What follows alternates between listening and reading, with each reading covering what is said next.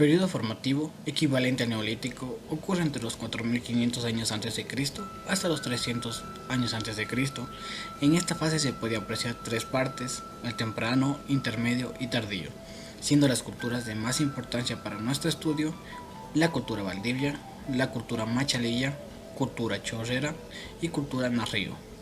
En el periodo formativo temprano aparece aldeas agrícolas donde la agricultura se instala como el sustento económico principal de las personas, ya que eran mucho más eficientes que la recolección.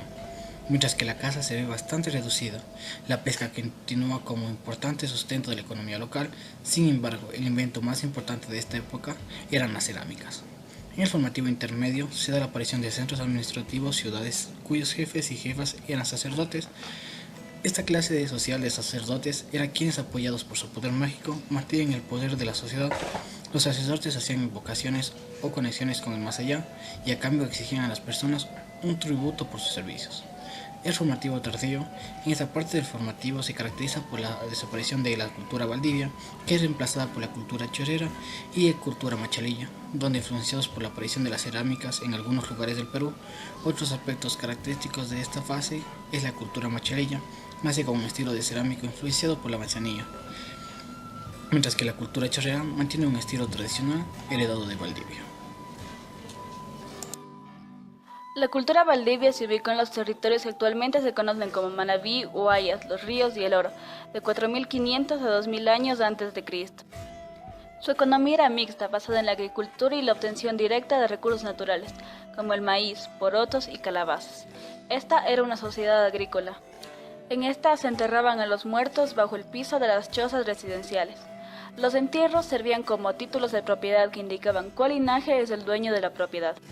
En muchas sociedades agrícolas, en este nivel de desarrollo en el mundo, la propiedad pertenece a las mujeres y los linajes se definen por el lado femenino, es decir, es una sociedad matrilineal. La cultura valdivia tenía una organización de tipo tribal. Regulaban su vida a través de relaciones de reciprocidad y lazos de parentesco que aseguraban la seguridad del grupo. También contaban con jefes que los dirigían, así como sacerdotes que se ocupaban de relacionarles con lo sobrenatural. Esta cultura se caracterizaba por su gran habilidad en la alfarería. Sus objetos más destacados son las Venus de Valdivia, que eran pequeñas figuras de arcilla en forma de mujeres. Se cree que estas serían una especie de talismán que servía para fecundar la tierra y para propiciar la fertilidad. Cultura machalilla, comprendida entre los años de 1800 a.C. y 1200 a.C. Se extendió desde lo que hoy es el sur de Manabí hasta la costa norte del Guayas. En una región árida pero fértil en el interior, tenía como método principal de subsistencia la agricultura. En el arte, produce botellas con forma humana, populariza el uso de la pintura para decorar. Entre las formas, destaca el haz estribo con doble vertedero en los recipientes de cerámica. También desarrolló la metalurgia. Dentro de sus costumbres, se deformaban el cráneo con fines religiosos y estéticos. Sus entierros formaban grandes cementerios. Se destacaba como rasgo peculiar la colocación del cadáver bajo la reproducción cerámica de un caparazón de tortuga. En la organización social se forma una de las primeras jefaturas de Sudamérica. Según hallazgos en Salango, su vivienda era de forma rectangular levantada sobre pilotes. Machalilla mantuvo una importante relación con otras culturas de México y Perú. La chorrera es una cultura ecuatoriana que se encontraba ubicada en las provincias del Guayas, Manabí, Esmeraldas y Los Ríos, desde el año 1800 al 300 a.C. En cuestión de religión, contaba con un curandero dotado de conocimientos herbolarios. Además, consumían plantas alucinógenas que les permitían tener contacto del más allá.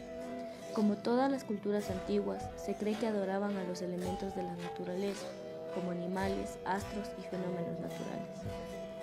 Cada miembro de la tribu tenía distintas labores productivas. Habían pescadores, agricultores, chamanes, y sus perforaciones en la nariz, orejas o labios eran una pauta para diferenciarse dentro de la comunidad. Esta cultura aparentemente tenía viviendas elípticas. Para mantenerse, utilizaban conjuntamente la recolección, la caza, la pesca, la agricultura, y la fauna marina era explotada en balsas de totora o en canoas de madera. El intercambio por mar y tierra jugaba un rol importante, pues se circulaban piedras exóticas como obsidiana y cristal de roca para confeccionar collares, adornos e instrumentos. La alfarería tuvo gran importancia en esta cultura. Se confeccionaban principalmente ollas, cuencos y escuadillas, siempre de boca ancha y base cóncava. Para la decoración de estas vasijas emplearon diversas técnicas: modelado, inciso o estampado. Otro elemento destacable de esta cultura son las figurillas, las que en un comienzo fueron hechas de piedra y luego de cerámica. Además, sus cerámicas se especializaban en el abrillantado y decorado de objetos. Su inspiración fue la naturaleza y su vida misma.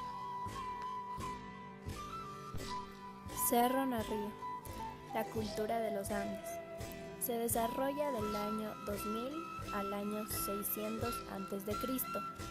Conocido también como Chauyabamba, floreció en lo que hoy actualmente se conoce como Cañar y Azuay. Su organización social estuvo basada en grupos humanos que integraron núcleos familiares, cuya alimentación se basó principalmente en el maíz y otros productos de los valles interandinos como la papa, el camote, la quinoa, el aguacate, entre otros. Su cerámica demuestra la introducción de nuevas formas con paredes finas, pintadas de rojo, decoradas con líneas cóncavas blancas y muy pulidas, abandonando así casi por completo la antropomorfización y zoomorfización, características en otras culturas similares anteriores. Su situación geográfica y posición estratégica les permitió ser un punto de paso y control entre costa y Amazonía.